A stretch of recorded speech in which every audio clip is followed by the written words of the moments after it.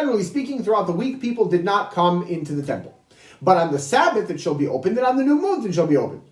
So the commentaries ask a very simple question. Torah, whether the 5 books of Moses or in this case the prophets, is always as succinct as possible.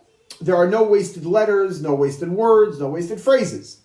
Why here does it say, but on the Sabbath it shall be opened, and on the new moon it shall be opened? You could save a few words by saying, but on the Sabbath and on the new moon it shall be opened. Why not just combine the two? The reason why we don't combine the two, why the verse doesn't combine the two, is also very much germane to the fact that this coming Shabbat is both Shabbat and Rosh Chodesh, the new moon. Shabbat and Rosh Chodesh are also polar opposites, very similar to the polar opposite nature of Passover and Sukkot. Shabbat is explained by the Talmud to be something that is on autopilot.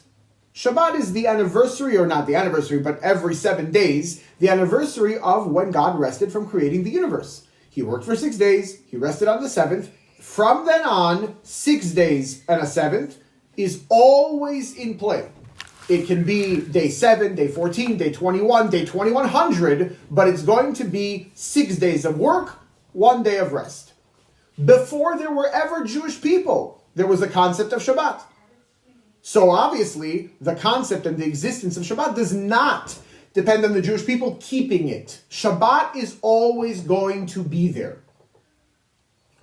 That is reflected in the Kiddush that we make on Shabbat. Blessed are you, God, who sanctifies Shabbat. No mention of the Jewish people, of fulfilling the Shabbat on our part, or anything of the like.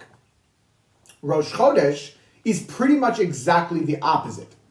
The whole way that there was a new moon or a new month is when there were witnesses, this is back in the times of the temple, of course, when there were witnesses that actually saw a new moon, and they would come to the court, and the court would examine their testimony and would make sure, as much as humanly possible, to make sure that they are genuinely honest. And once it has been determined that yes, they saw what they saw, and their testimony is the real deal, then the court declares the new moon. So the concept of a new month, the concept of a new moon, isn't just somewhat dependent. It is entirely dependent on the Jewish people doing that particular mitzvah. The witnesses coming forward, the court examining them, and the court proclaiming the new moon if it is in fact the new moon. That's why when we have any of the holidays, or when we do the prayer on Rosh Chodesh, there's no Kiddush on Rosh Chodesh, but the holiday Kiddush, or the prayer on Rosh Chodesh, we say, blessed are you, God, who sanctifies the Jewish people and their festivals, and the festivals. Because there, the festival is given a date in the Torah, but the month isn't established until the Jewish people establish a new moon for that month. And so the Jewish people are inherently involved.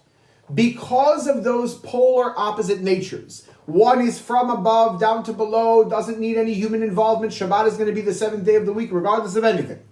On the other hand, the new moon is from below to above, when there are witnesses from below, human beings, who see a new moon and come to the court, and the court establishes that as the new month.